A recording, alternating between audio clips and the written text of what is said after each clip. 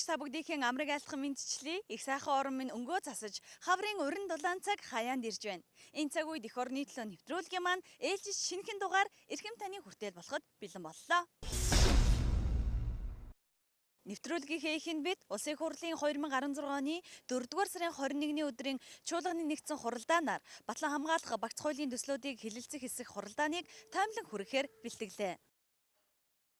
Багц хуулиудад батлан хамгаалах тухай хууль, зэвсэгт хүчний тухай хууль, цэргийн албаны тухай хууль, цэргийн алба хаагчийн эрх зүйн байдлын тухай хуулиуд багтсан бөгөөд өнгөрөгч пүрэв гарагт чуулганы хуралдаанаар хэлэлцэх хэсгээр хуралдлаа.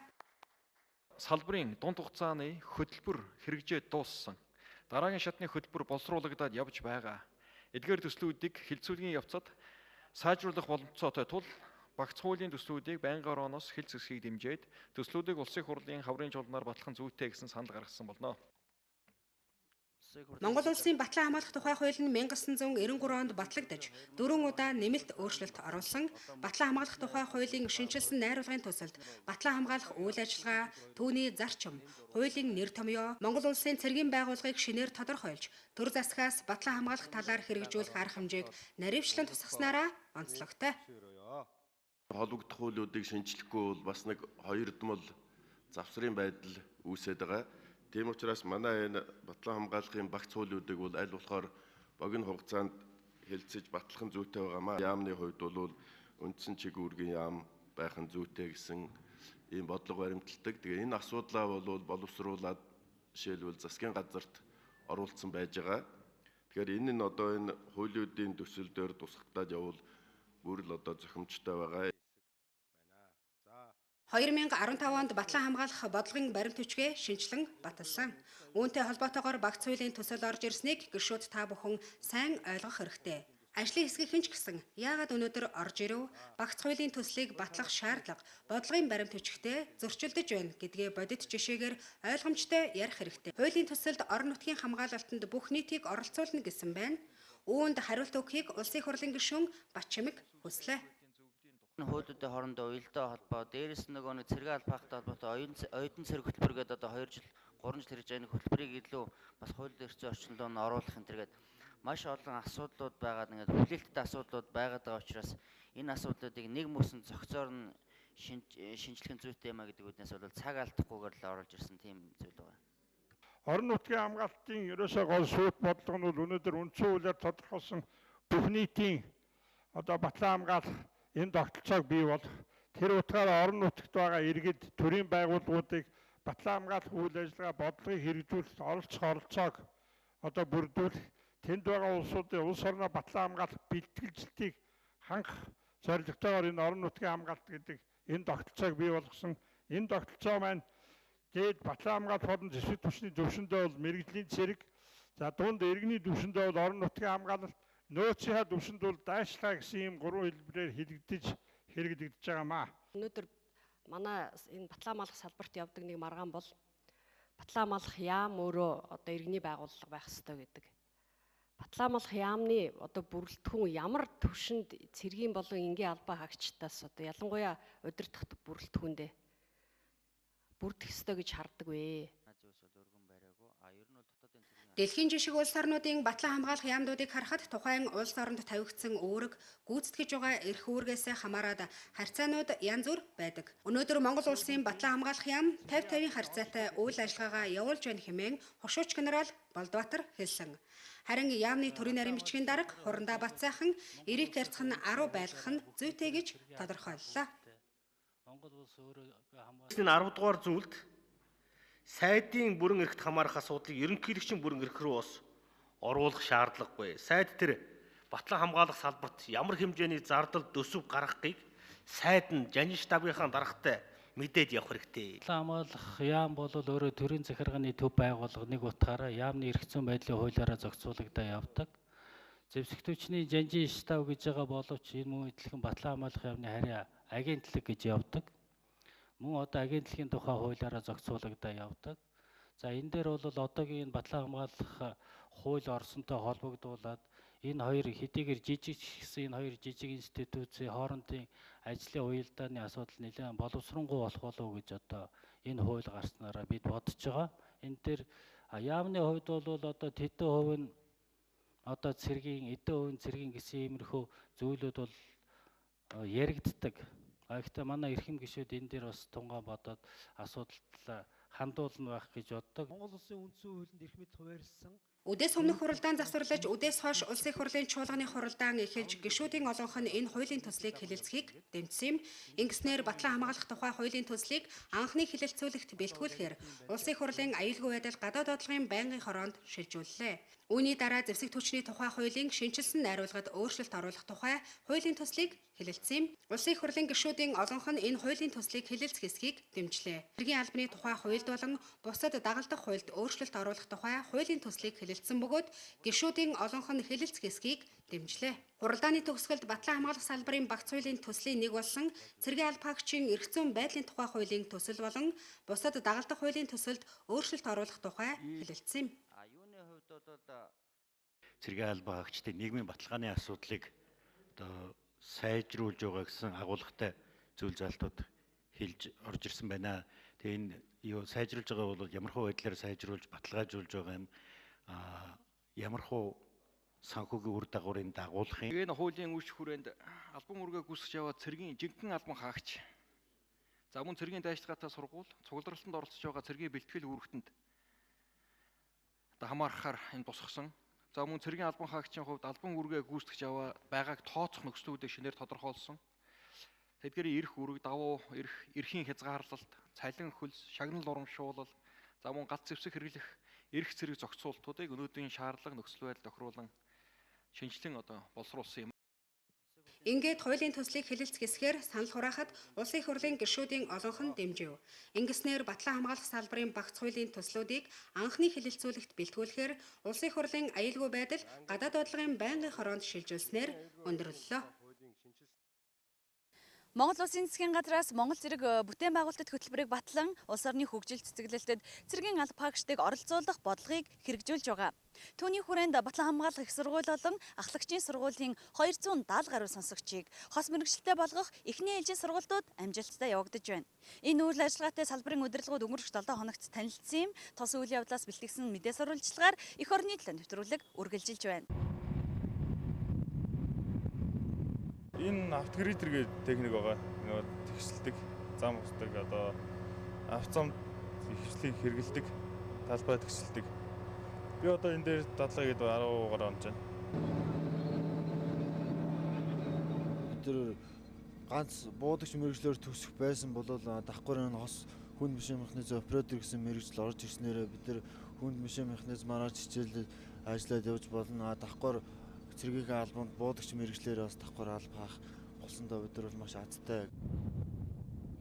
Эхний ээлжинд явагдаж буй тус сургалтад хүнд машин механизмын засварчин, хүнд машин механизмын операторчин, мэрэгчсэн жолооч зэрэг сургалтуудыг анги байгууллагуудаас томилогдсон сургагч багш нар болон Батлан хамгаалах их сургууль, Налаахын мэрэгжил сургалт үйлдвэрлэлийн төвийнхэн гардан зохион байгуулж байна. Бидний үед бол тийм байгаагүй. Жолоодлох боломж маш муу байсан. Ер нь ийм ховорхон боломжоор нь олдохгүй байна цэргийн хөлтөд. Энэ бол үнэхээр сайн сургалж явагдаж байгаа. 3 сарын хугацаанд үргэлжилсэн төр хугацааны сургалтын хөтөлбөр 630-аас 690 цагийн онлайн болон дадлагын сургалт явагдах юм. Үүнээс 116 цаг нь онол, 344 цаг нь симулятор дээр дадлагжих, үлдсэн хугацаа нь үйлдвэрлэлийн дадлага төлөвлөгдөжээ. 4 техник дээр 4 салаа яг төрлийн өндөр ингээд суугаад ингээд хийнэ гэдэг бол маш ховор юм. Тэгээд нөгөө буудагчийнхаа мэрэгжлийг бас буудагчийнхаа мэрэгжлийг бас давхар эзэмшээд цэргийнхаа эрдмийг бас орхитуулахгүй тийм ээ. Тэгээд дээрэс нь одоо бульдозер бусад хүнд машин механизмын мэрэгжилтэй болчихно гэдэг чинь бол сайхан завшаа. Ийм завшаа юм ховор. Тэгээ энийг л цааш нь сайн үргэлжлүүлмээр гэрээс. Тэгэх юм бол энэ хүүхд цэргийн улсууд гэдэг чинь маш сайн сурд юм шүү дээ. Үнэ нэг шууд ингээд өөрсөнд нь ингээд яг ингээд даалгаад ингээд явах дээр эдгээр чинь өөрснөө мэрэгжтэй болъё гэсэн бодлого их байд юм. Тэгээ тэрийгээ дагаад өөрснөө их сайн сурдаг. Тэгээ энэ хүүхдүүд одоо ч техникийн сэтгэлгээ сайтай болсон байна. Үйлдвэрлэлийн дадлагын үр дүнд мэрэгжлийн ахлагч бэлтгэх төвийн 110 сонсогчид хужир булангийн сургалтын төвд баригдах стадионы суурийн ажлыг гүйцэтгэх. Батлан хамгаалах их сургуулийн ахлагчийн сургуулийн 160 гаруй сонсогчид шар хатанд байрлах сургалтын төвийг төхөөрөмжлөн тохижуулна. Цэргийн албан агчдыг энгийн хос мэрэгжил эзэмшүүлэх гэдгээрээ давуу талтай, дээрээс нь зэвсэг түвшин маань эх орны томоохон бүтээн байгуулалтанд оролцох бие бүрэлдэхүүнээ бэлдэж авч байгаа ийм ач холбогдолтой.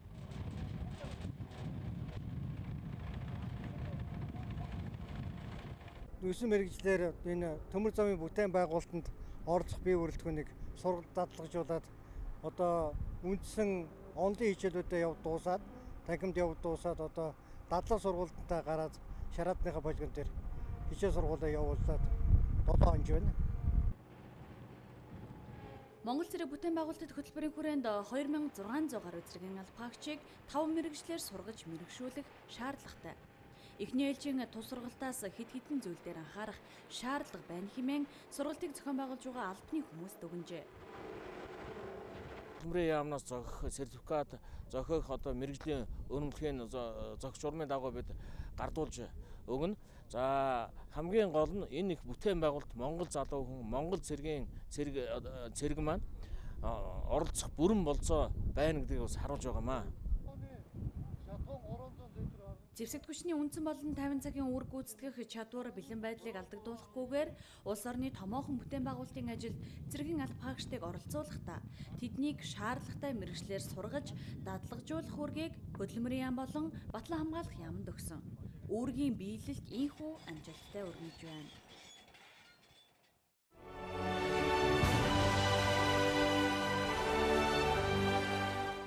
Хөдөлгөөнмөртэй эгэл хүмүүв. Туулж ирсэн амьдралын замнал, тунгааж зүгэнсэн ирээдүйн харгуй, туурвж буй бүтээл бүхэн төмөр бат хурандагаар овоглогдох чамтай.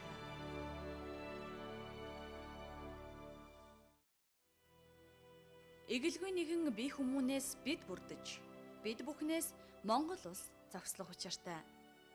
Тиймдээ ч эх орноо Батлан хамгаалах тангарагтай дайчин эрс хэдэн зуунаар дуурсагдах Монгол цэргийн онцагийн хэлхээсийг өнөө цагт өндөрт өргөж явах үүрэгтэй. Тэдгээр олон цэргийн зүтгэлтэнгүүдээс хийж бүтээх туйрухын их хүслээр жигүүрлэн яваа нэгэн бол Монгол улсын соёлын тэргүүний ажилтан Хурандаа Лувсан Балдангийн Төмөр бат. Ахархан өрнөх хүмүүний орчлонд үйлс хөдөлмөр бүтээсэн говьяагаараа ялгарч бие химээх нэрээр шигтгэн мөрөө үлдээн гэдэг хүн болсны бахархал үзээ.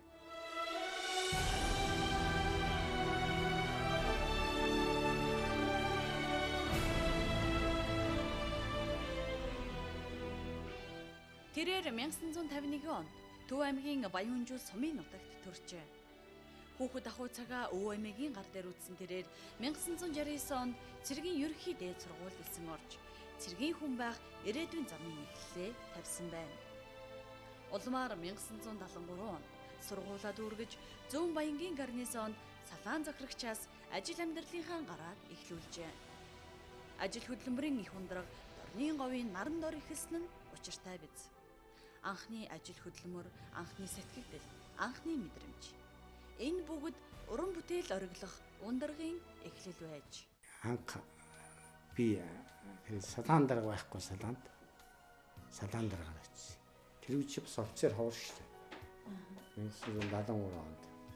Тэгээ би салаан даргаар анх очсон. Тэгэхэд тэр 3 жил шахуу салаан даргагүй байсан салаа. Тэгээ би анх одоо бараг хадагдах яхтын салаан даргаар би очсон байхгүй. Тэгээд анх салаан даргаар чи би анх мэдэхгүй. Карантин дээр юм баг дарахтаа бол хайрам дээрээ би 3 жил салаан дарахгүй явлаа.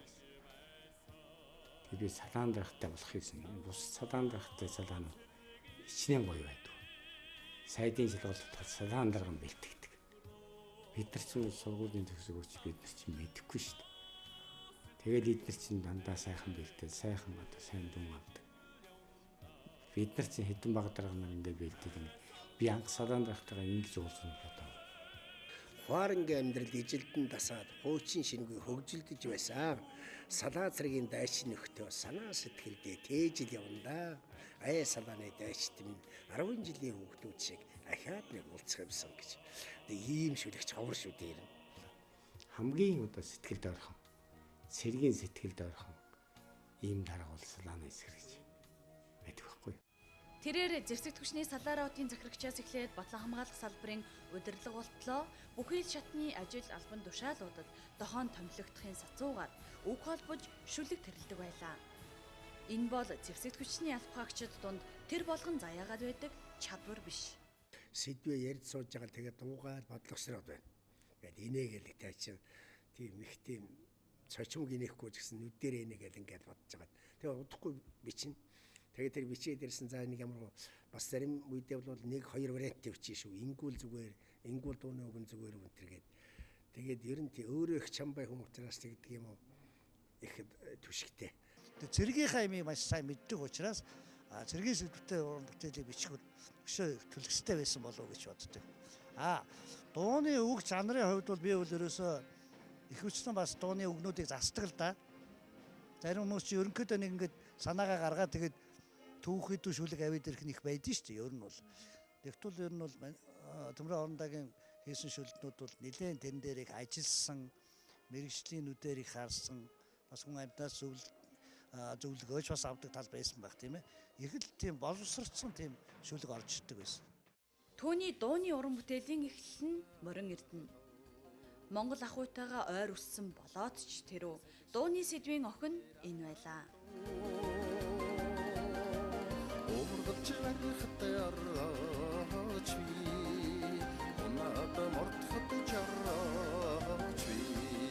Хоёрын 2009 онд манай адуу дуугаа дуулсан. Тэгээд ер нь бол миний одоо их буян заяа дагуулж од хэмэр учирсан сайхан уран бүтээлийн маань нэг энэ дуугаа их дуулах болгонд сэтгэл дүүрэн байдаг. За тэгээд Төмөр утгатайгаа 9 он 10 он гэж бараг танилцсан баха. Тэгээд хөгжмийн зохиолч продюсер найзтайгаа Төмөр утгатайгаа гуруулаа одоо 3 уран бүтээлийг бид гурав хийсэн. Төмөр ах чинь өөрөө нэг их сэтгэлийн их гоё юутай юм байхгүй. Одоо нэгсэндээ их хөөрөлтэй, хүнийг хөөргөж чаддаг. Ер нь уран бүтээлч хүн чи яадаг вэхэр хүн их урам авснаар айгүй их тийм гоё урам авч яж уран бүтээл хийх дуртай байдаг байхгүй. Тэгэд хүнд их гоё урам өгдөг тийм хүн. Нэгдүгээрт, хоёрдугаарт тэгэхээр Төмөр ахын нэг онцлог шинж бол ямар ч одоо засваргүйгээр шүлгэгчдэг. Одоо жишээлбэл манай адуу гэдэг дуун дээр би ямар ч засвар хийгээгүй. Эгэл даруухан эрхэм хурандагийн урын сан, Монгол ахуй, уул ус, газар шороо, эх орны үнц юм. Цэргийн албаны онцлог хөдөлмөр, мөнхийн сэдв болох хайрын сэдвийн нийлсэн 100 гаруй дуун бүтээл бий. Тэдгээрээ багтаасан үүлэнд амилсан хүлэг, дуунд уйрах хорвоо зэрэг дууны цомог гарчээ. Дуу гэдгийн энэ сайхан урлаг руу анх ороод л анхны маань бараг зохиосон дуу да. Тэрний өмнө Чим шүдэ гэж явхлан Отгон гэрэл хоёрын дуулсан Чим шүдэг зохиосон байсан. Тэгээд дараа нь хамгийн хоёр дахь уран бүтээл бол энэ Илби. Тийм учраас намайг энэ уран бүтээлийн маань гараанд энэ сайхан урлагийн зам руу шулуухан, энэ сайхан дардан зам руу одоо ороход хамгийн ач тус өгсөн хүн бол Төмөр утга гэж хэлэхэд бийвэл. Тэр шүлэгнээс өөрийнх нь хувь хүн яг өөрийнх нь одоо зам байдал бүхэл юм харагдаж байгаа юм чинь. Үнэхээр тийм төлөв даруухан, эгэл даруухан тэгсэн мөртлөө одоо маш их мундаг тийм хөдөлмөрч тийм уран бүтээлч хүн гэдэг нь харагдаж байна. Хурандаа Төмөр бат. Монгол цэрэг инхийн үйлсэд оролцоход эргцүүн үнцийг тавилцаж, улмаар Иракийн эргчүүлэн ажиллагаанд үр гүйцэтгсэн анхны цэргийн бага эргэж ирж байсан удирдлагуудын нэг. Тэв алгасан үр гүйцэтгэж буй цэрэгээ эргэсэн цэргийн дарга тэр өдрүүдэд инхийг сахиулагч нарынхаа хөдөлмөрийг үнэлсэн анхны бүтээлээ төрүүлж яжээ. Энэ уран бүтээл гэдэг юм бол одоо их мөнхий юм, одоо хүнийг их баясгадаг, хүнд их баяр баясгалан сайхан, сайн сайхан сэтгэл энерги өгдөг юм байл гэж би бодож байгаа.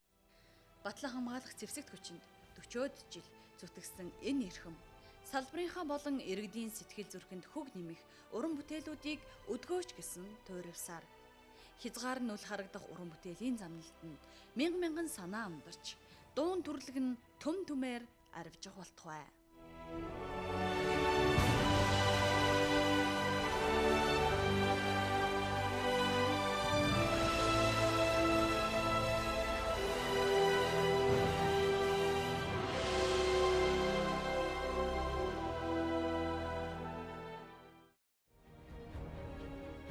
эх орноос илүү үн цэнтэй юм гэж юу байх вүлээ?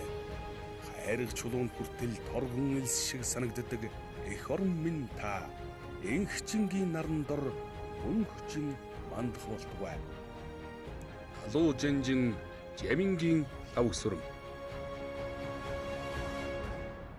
Эх орныхоо дуудлагаар хугацаа цэргийн албанд татагдан ирсэн цэрэг дайчдынхаа удахгүй халагдах тэрхүү сэтгэлдлээр эх орны төлөө нэвтрүүлгээ өргөжлүүлж байна. Анх ирсэн тэр байлдагч одоо яг нэг жилийн хугацаанд ямар зүйлийг сурч мэдээд таниад байж. Энд ирснээр их баярлалтай шүү дээ. Хүмүүж эр хүнийг зөв талаар нь хүмүүжүүлдэг, хатуужуулдаг, их юм зааж өгдөг. Цэргийн албанд хүмүүнийг яваад утсан хэрэгтэй юм билээ. Ирснээр их юм ойлгодог, олон найзуудтай болдог. Үнтэй яаж харцуу. Тэрнээс ахуулаад их юмараа өөрчлөгдсөн. Их төвчөртэй болсон. Хүмүүстэй нийтж болсон гэж бодож байгаа. Тэгээд ерөөдөө нэг жилийн хугацаанд юу бүтээсэн бэ гэвэл төрийн хэмжээний томоохон 3 ерөнхийлөгчийн ёслол болон мэдээж наадмын парад наадам бол тэг 32 дугаар ангийн хүн таралтай салшгүй холбоотой зүйлээ. Мартагдгааргүй дурсамжтай ямар үйл ажиллагаанд оролцож ирсэн бэ?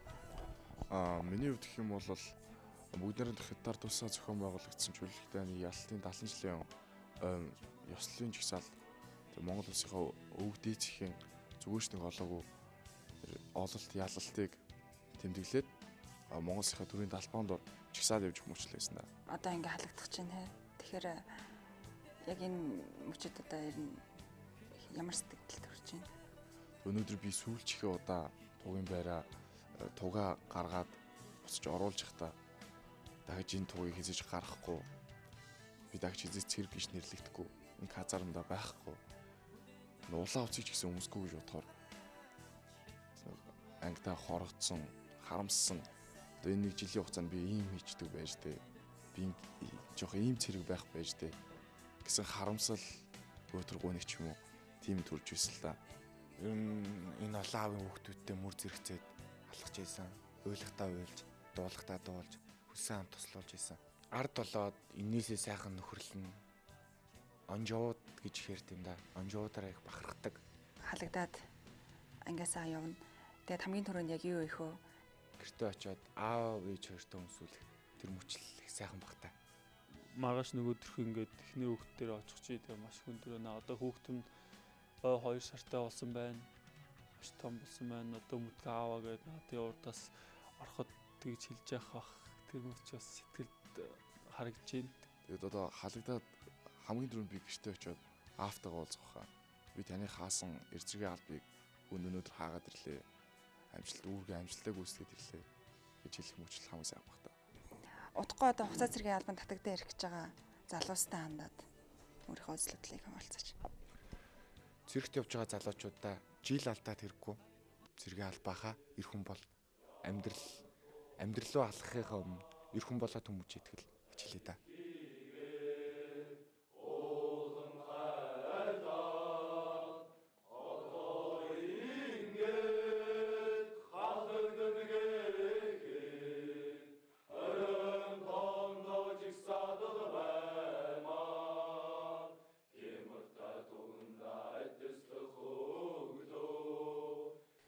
Цэрэг эрс төрийн жахва цэрэг эрс түмний бахархал чиний нэр үрдийн дурсгалтай чиний үс мөнхийн гавьяатай хугацаа цэргийн албаа нэр төртэй хаагаад өөргөө амжилттай гүйцэтгээд халагдах гэж буй цэрэг дайчдынхаа халуун сэтгэлээс үзэгч та бүхэндээ хүргэлээ. Эх орны төлөө нэвтрүүлэг үргэлжилж байна.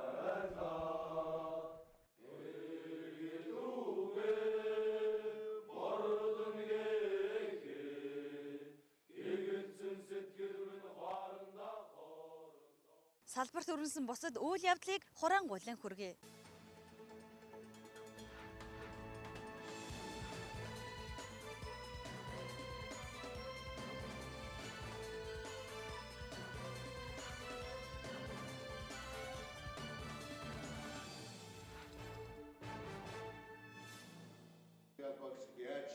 Ховд хотод орнод говьсон бүр аймагуудад болон нийслэлийн 6 дүүргийн 64 ихтэй сургуулийн 940 гаруй оюутан залуус хамрагдаж буй оюутан цэрэг хөтөлбөрийн цэргийн ерөнхий бэлтгэл сургуулийн үйл явцтай өнгөрөх амралтын өдрүүдэд Батлан хамгааллын сайд Соломон, боловсрол соёл шинжилгээ ухааны сайд Ган төмөр тэргүүтэй албаны бусад хүмүүс танилцлаа. Оюутан цэрэг хөтөлбөр энэ жил 7 ихтэй сургууль дээр 7 бүлгээр хичээллэж байна. Өнгөрөх 7 хоногт Батлан хамгааллын сайд Соломон бэлтгэл чөлөөнд буй Ахмад Уудтай болон Баянзүрх дүүргийн Шавь цогцлбор сургуулийн Эрдэмтэн багш ажилтан Албаагштад 2015 онд улсын их хурлаар шинжилэн баталсан Батлан хамгаалах бодлогын үндэс баримт бичгийг танилцуулж харилцан ярилцлагыг зохион байгууллаа.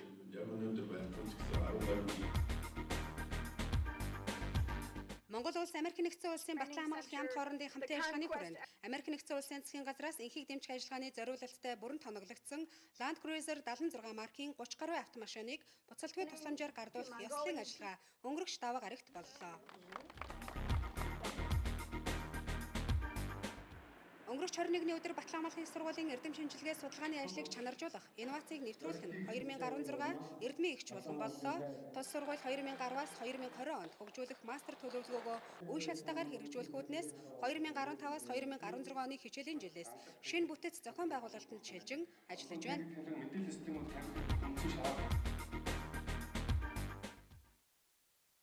Монгол цэргийн музей зэвсэг түвшний алдар спорт хороо хамтран энэ сарын 18-ны өдөр алдар даал хобби үзэсгэлэнгээ үзэгчдэд дэлгэлээ. Уламжлал улсаар ирсэн тус үзэсгэлэнт 14 нэр төрлийн 1000 гаруй цуглуулга дэглэгдэжээ.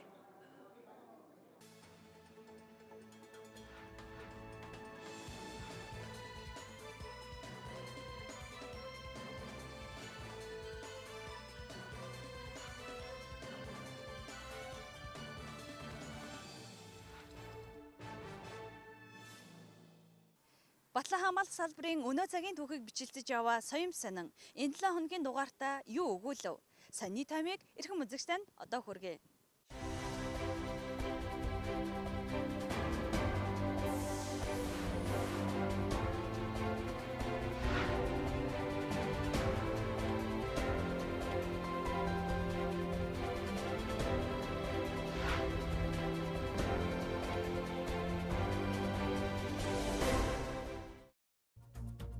Зэвсэг түвшний 7 хоног тутмын Соём сонины энэ 7 хоногийн дугаарт цэргийн албаагчдын мэргэжлийн мэдээлэл, гадаадын цэргийн амьдрал болж буй онцлог үйл явдлууд, эх орныхон төлөө халуун айн бүлээн цусаа үл хайрлан тэмцэж явсан Ахмад дайчдын дурсамж, цэрэг зохиолын болон үндэсний өв соёл, шин номын тойм зэрэг нийтлэлүүд хэвлэгдлээ. Цэргийн ангуудад хээрийн гаралт дадлгууд үргэлжилж, сургуулийн жилийн 1-р үеийн төгсөлтийн шалгалт, хугацаа талбаны дайчдад иргэний сургалт олгох сургалтууд явагдаж байгаа талаар Зэвсэг түвшний Жинжир штабын ажиллагааны удирдлагын газрын сургалтын хилцээний дарга хурандаа дугур аргач ярилцлагадаа хүндэн ярьжээ.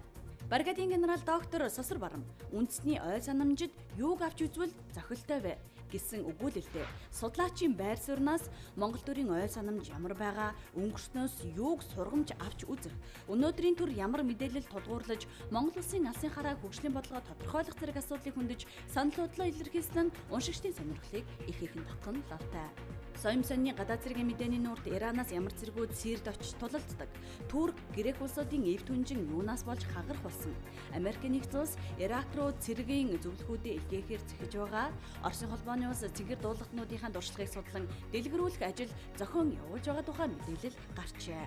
Батлан хамгаалах салбарын эрдмийн уурхай болсон Батлан хамгаалах их сургууль хэрэглээ төвд стандартыг бүтээлч хүн, зөв хүн болон төлөвшүүлэх чиглэлд хандуулж, олон улсын инженерийн боловсролын стандарт нэвтрүүлэх гэж байгаа талаар тус сургуулийн дэд захирал Хурандаа Баасан дам ярилцлагадаа онцолжээ. Тус сонины Ахмад уй болон сургууль хүмүүжүүлэх ухааны доктор Дамб Ардын Хатанбаатар Магсаржавын шадар цэрэг явсан аавынхаа тухай сонирхолтой дурсамж ярилцлагыг дэлгэжээ. Зохиолч Яруу найрагч Бат найрамдлын хар бэлийг өгүүлэлэг, улаан од сонины идэвхтэн бичгчээс сэтгүүлч зохиолж болох замналаа эхэлсэн Юндангийн Бат очрын шинхэн шүлгүүд уншигч олонд эх орон эрсэргээ хайрлах сэтгэлийн мэлалга болон хүрч байна.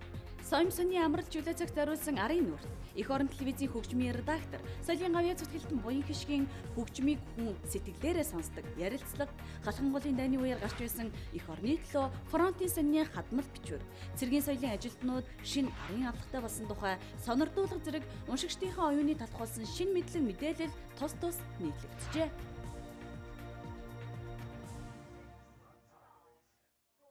Үйл явдлаар арвин 1-7 хоног ийхүү ард хоцорлоо. Бидний бэлтгэсэн мэдээ сурвалжлагыг үзсэн эрхэм танд баярлалаа. Дараагийн 7 хоногт шинэ мэдээлэл, шинэ сонь сайхантай ирэх уулзъя.